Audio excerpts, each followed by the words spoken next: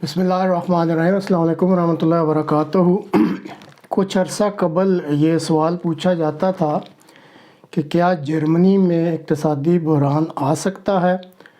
اور اب خلق خدا کی زبان پہ یہ سوال ہے کہ موجودہ اقتصادی بحران مزید کتنا برا ہوگا اور یہ کتنے عرصے تک جاری رہے گا۔ جرمنی میں روزانہ استعمال کی ایک چیز ہے جسے ٹوائلٹ پیپر کہتے ہیں۔ جب کرونا کی وبا شروع ہوئی اور وبا پھیلنے کا خطرہ بہت بڑھ گیا تو جرمنی بھر کی مارکیٹوں سے ٹوائلٹ پیپر ختم ہو گئے، اور مجبوراً جو بیچنے والے تھے ان کو اس کی فروخت پر کنٹرول لگانا پڑا، اور ایک وقت میں ایک سے زیادہ پیکٹ فروخت کرنے پر پابندی لگا دی گئی۔ اب کرونا وبا تو نہیں ہے، لیکن جرمنی کی مارکیٹ سے ٹوائلٹ پیپر پھر غائب ہونا شروع ہو گئے ہیں، لیکن اس دفعہ وجہ کچھ اور ہے۔ ہیکل ایک 100 سال پرانی فیکٹری ہے جو گھریلو استعمال کی چیزیں بناتی ہے یہاں جرمنی میں۔ اس نے چند روز پہلے اپنے آپ کو دیوالیہ قرار دے دیا ہے۔ یہ جو فیکٹری ہے یہ 60,000 میگا واٹ آورز قدرتی گیس اور 40,000 میگا واٹ آورز بجلی کے صرف اپنے فیکٹری کے ایک یونٹ میں، جو کہ جرمنی کے ایک شہر ڈوزلڈورف میں ہے، وہاں استعمال کرتی ہے۔ لیکن گیس اور بجلی کی قیمتوں میں بے پناہ اضافہ کی وجہ سے اس فیکٹری نے اپنے آپ کو دیوالیہ قرار دے دیا، یعنی وہ مجبور کر دی گئی ہے کہ وہ مزید کام بند کر دے۔ زرعی میدان میں کھاد تیار کرنے والی جو فیکٹریاں ہیں انہوں نے بھی اپنے آپ کو بند کرنے کے نوٹس جاری کر دیے ہیں۔ اسی طرح جو سٹیل کی فیکٹریاں ہیں، اور اس میں ایک بڑا نام ہے آرسیلور، اس نے اپنی 2 جو یونٹس تھی فیکٹریوں کو پہلے سے ہی بند کر دیے ہیں۔ اسی طرح یہاں پہ جوتے کی ایک فیکٹری ہے جو شوز بناتی ہے اور اس کو گوٹس کہتے ہیں، اس نے بھی اپنے آپ کو دیوالیہ قرار دے دیا ہے،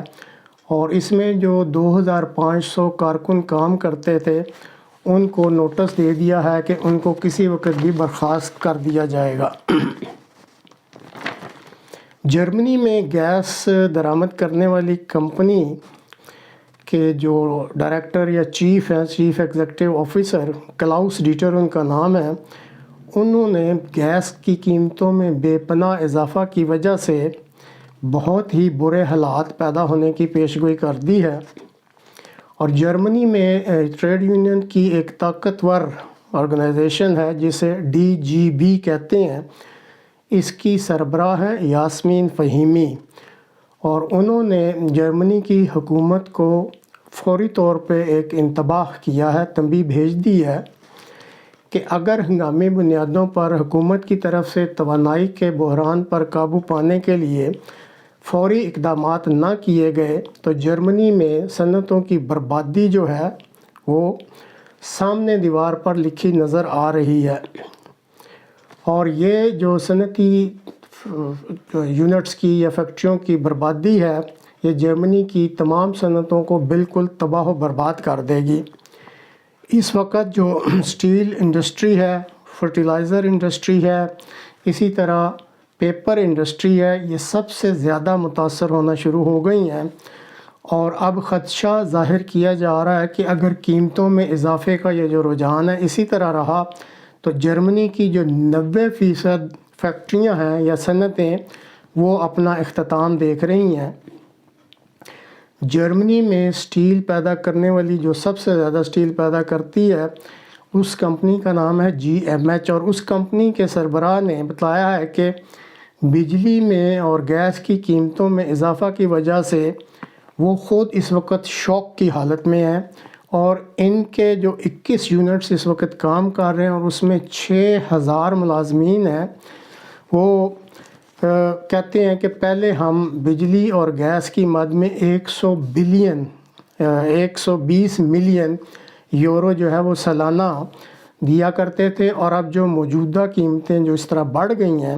تو اس وقت اگر یہ جو بڑھاوا ہے یا یہ جو اضافہ ہے برقرار رہا تو ان کی گیس اور بجلی کی جو لاگت ہے وہ 1.2 بلین، پہلے 120 ملین تھی اور اب 1.2 بلین ہو جائے گی، اور پھر ان کے لیے ان فیکٹریوں کی یونٹس کو چلانا ناممکن ہو جائے گا۔ اسی طرح وہ یہ کہتے ہیں کہ اسٹیل کی جو پروڈکٹس ہیں یا مصنوعات ہیں، اگر اس کی قیمت وہ 50% بڑھا بھی دیں تو پھر خریدار ان کو نہیں ملتے، کیونکہ جو خریدار ہیں اسٹیل کے وہ پھر انڈیا اور چائنا سے جو ہے وہ اپنا سامان منگوا لیتے ہیں، کیونکہ وہاں ان کو بہرحال قیمتیں بڑھ جانے کے باوجود جرمنی کی نسبت بہت سستا مال مل رہا ہے۔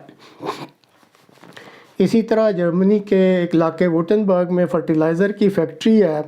اور اس نے اپنے 860 ملازمین کو برطرف کر دیا ہے اور کہا کہ گھر میں بیٹھو، اور کام کو بند کر دیا ہے کہ وہ اتنی مہنگی گیس اور بجلی کی پیمنٹ کر کے اپنی فیکٹری کو نہیں چلا سکتے، اور انہوں نے حکومت سے درخواست کی ہے کہ فوری ان کی مدد کی جائے، ورنہ وہ اس پوزیشن میں نہیں ہوں گے کہ اس فیکٹری کو مزید چلایا جا سکے۔ اسی طرح ایک میٹیریل ہے جس کو AD Blue کہتے ہیں، اور یہ ڈیزل جو انجن ہے اس میں استعمال ہوتا ہے۔ تو اس وقت جرمنی میں لاکھوں ایسے ڈیزل انجنز ہیں، کاروں میں، ٹرکوں میں یا بسز میں، جس میں یہ